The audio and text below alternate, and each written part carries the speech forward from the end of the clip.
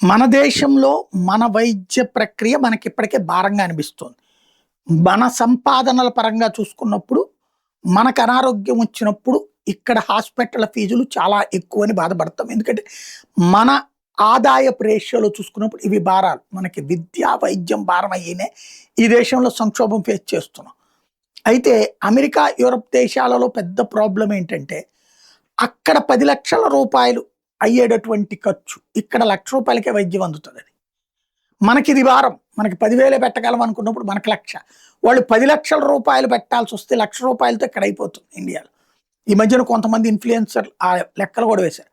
అక్కడ 10,000 రూపాయల టాబ్లెట్ ఇక్కడ రూ. 100కి వచ్చినటువంటి అవి వీడియోలు కూడా కొన్ని చేశారు. ఇలాంటి ఇంపాక్ట్ సోషల్ మీడియా ఇంపాక్ట్ ఇప్పుడు యూరప్ సమాజం మీదన, ఆఫ్రికా సమాజం మీదన బాగా పడింది. దాంతో చికిత్సల కోసం భారతదేశానికి వస్తున్నటువంటి రోగుల సంఖ్య విపరీతంగా పెరిగింది.